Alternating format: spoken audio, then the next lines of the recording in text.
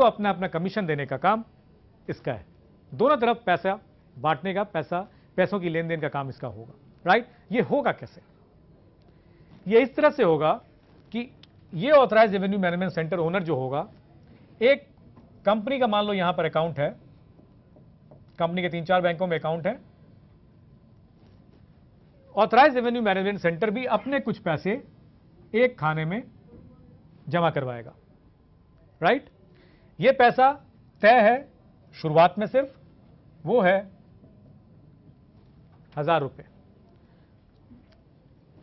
ये एक virtual account होगा, ये भी लिख देता हूं मैं, वर्चुअल अकाउंट।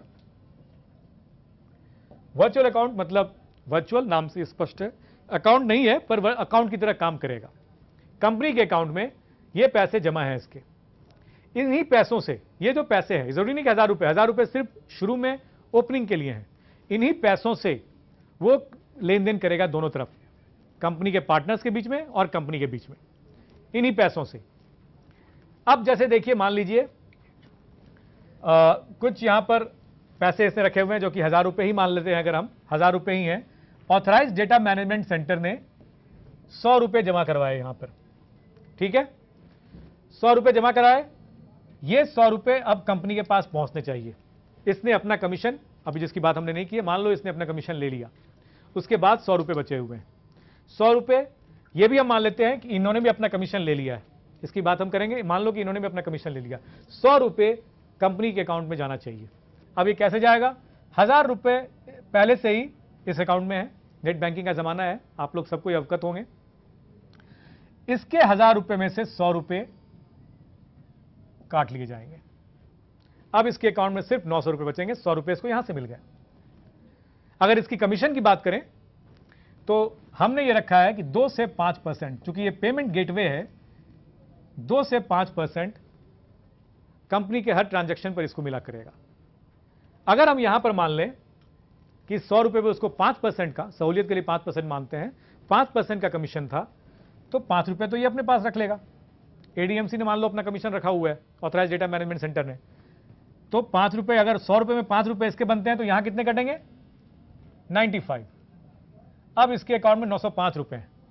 100 रुपए इसने लिए और 95 रुपए इसने दिए।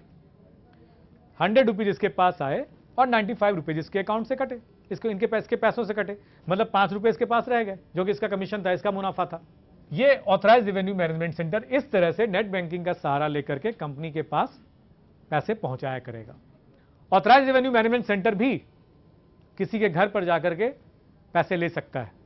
उस सूरत में वो भी 25 रुपए पर किलोमीटर के हिसाब से, 25 रुपए तक पर किलोमीटर के हिसाब से चार्ज कर सकता है। अब authorise revenue management centre direct जो कंपनी से जुड़े हुए हैं, जो लोग हैं, जैसे मान लो कोई authorise service provider direct company से जुड़ता है, कि भी किसी भी रिप्रेजेंटेटिव के थ्रू नहीं आता है, उनके पैसे लेने, अगर 100 रुपए ऑथराइजेशन फी लेने जाना है तो ये ऑथराइज रेवेन्यू मैनेजमेंट सेंटर जाएगा। ऑथराइज डेटा मैनेजमेंट सेंटर जाएगा नहीं, क्योंकि उसका तो कोई कमीशन है ही नहीं वहां पर, वो उसके थ्रू आया नहीं। लेकिन इसको हर ट्रांजैक्शन पर कमीशन मिलना है, ये जाएगा और अपनी कन्वेंस लेने के अलावा अपना कमीशन भी इसको मिलेगा। क्लियर? कोई डाउट? राइट, इस तरह के हुए। अब कमीशन की बात की मैंने, इसकी 2 से 5%, और दोनों की भी बात कर लेते हैं, ऑथराइज डेटा मैनेजमेंट सेंटर और ऑथराइज सर्विस मैनेजमेंट सेंटर। हर तरह का पैकेज, अभी 15 अगस्त के बाद जब हमारी सर्विसेज शुरू होंगी तब बहुत तरह के पैकेज आएंगे। 250 रुपए से लेकर के 2.5 लाख रुपए तक के पैकेज आएंगे। हर तरह का पैकेज बेचने का अधिकार सिर्फ ऑथराइज डेटा मैनेजमेंट सेंटर को दिया गया। क्लियर? हर तरह की सर्विस को डील करने का अधिकार सिर्फ ऑथराइज सर्विस मैनेजमेंट सेंटर को दिया गया है। और हर तरह के ट्रांजैक्शन का अधिकार सिर्फ ऑथराइज रेवेन्यू मैनेजमेंट सेंटर को दिया गया है। ऑथराइज डेटा मैनेजमेंट सेंटर, अभी जो चीज स्पष्ट है वो ये है कि ऑथराइजेशन फी कलेक्ट कर रहा है वो सर्विस प्रोवाइडर से, ऑथराइज सर्विस प्रोवाइडर बनने के लिए, वो है 100 रुपए। राइट, ये बताया मैंने आपको।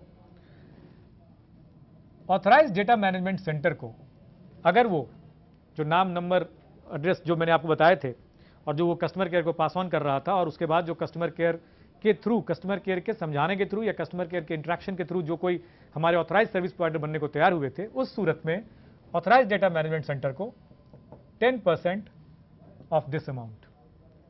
क्लियर?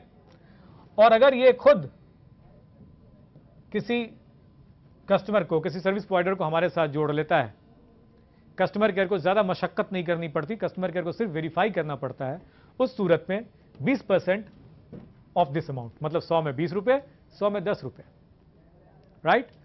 ये ऑथराइज डेटा मैनेजमेंट सेंटर का होगा। उसके अलावा प्रोफाइल पोस्टिंग के मैंने आपको पहले ही बता दी, 25 रुपये में तक वो ले सकता है।